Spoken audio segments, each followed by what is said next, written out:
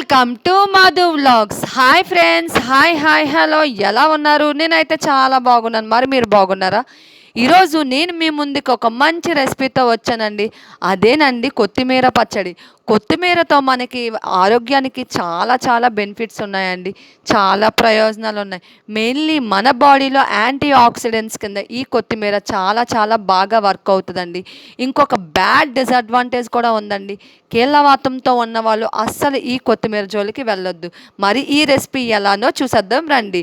Firstly stove వెలిగించుకొని ఒక కడాయి పెట్టుకొని దాంట్లో ఒక 5 టేబుల్ స్పూన్స్ ఆయిల్ యాడ్ చేసుకొని అది బాగా మరిగిన తర్వాత 1 టేబుల్ స్పూన్ పచ్చెనపప్పు, 1 టేబుల్ స్పూన్ మినప్పప్పు వేసుకొని వేయించుకోవాలి. ఇలా వేయించుకున్న తర్వాత 1 కప్పు పచ్చిమిరపకాయలు యాడ్ చేసుకోవాలి. పచ్చిమిరపకాయలు సుమారు ఒక 15 ఉంటాయండి.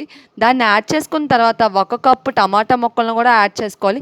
చిన్నవైతే ఒక 6 తీసుకోండి, పెద్దవైతే ఒక 3 తీసుకోండి. ఈ మూడింటిని బాగా కలుపుకున్న తర్వాత మనం మూత పెట్టి మగ్గించుకోవాలి. ఇలా మగ్గించిన తర్వాత 1 కట్ట కొత్తిమీరని యాడ్ చేసుకోవాలి. యాడ్ చేసుకున్న మొత్తాన్ని కలుపుకుంటూ మూత పెట్టి మగ్గించుకోవాలి.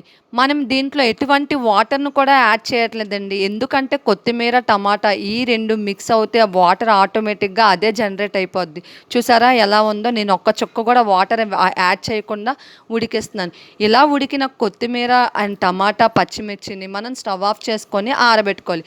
ఆరబెట్టుకున్న తర్వాత ఒక మిక్సీ జార్ తీసుకొని ఈ మిశ్రమాన్ని మొత్తం మనం మిక్సీ జార్లో వేసుకోవాలండి. నెమ్మదిగా వేసుకోవాలి. ఇలా వేసుకున్న దాంట్లో ఒక నిమ్మ సైజ్ అంతా చింతపండు యాడ్ చేసుకోవాలి. 7-8 వెల్లుల్లిపాయలు రెబ్బలు యాడ్ చేసుకోవాలి. తర్వాత 1 టేబుల్ స్పూన్ జీలకర్ర యాడ్ చేసుకోవాలి. 1 టేబుల్ స్పూన్ సాల్ట్ యాడ్ చేసుకోవాలి. ఇలా యాడ్ చేసుకున్న మొత్తాన్ని మనం మిక్సీ జార్లోని బాగా రుబ్బు పెట్టుకోవాలి. చూసారా ఎంత బాగా వచ్చిందో? ఇది చూడండి, ఈ కన్సిస్టెన్సీలో మనకు రావాలి. ఇన్ కేస్ మీకు కొంచెం వాటర్ యాడ్ చేసుకొని గ్రైండ్ చేసుకోండి. ఆ తర్వాత మనం తాలింపు కోసం మళ్ళీ స్టవ్ ఆన్ చేసుకొని కడాయి పెట్టుకొని ఒక 4 టేబుల్ స్పూన్స్ ఆయిల్ యాడ్ చేసుకొని పచ్చిశనగపప్పు, మినప్పప్పు యాడ్ చేసుకోవాలి. ఇలా యాడ్ చేసుకున్న దాంట్లో 2 ఎండుమిర్చి యాడ్ చేసుకోవాలి. ఇలా యాడ్ చేసుకున్న తర్వాత 2 రెబ్బల కరివేపాకు యాడ్ చేసుకొని మొత్తాన్ని కలుపుకోవాలి.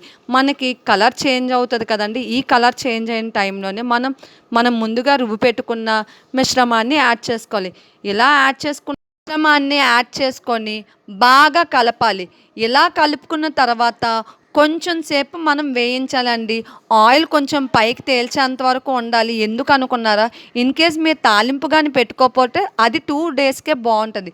ఇలా తాలింపు వేసుకొని ఉంచారనుకోండి ఖచ్చితంగా 1 వీక్ చాలా చాలా బాగుంటుందండి.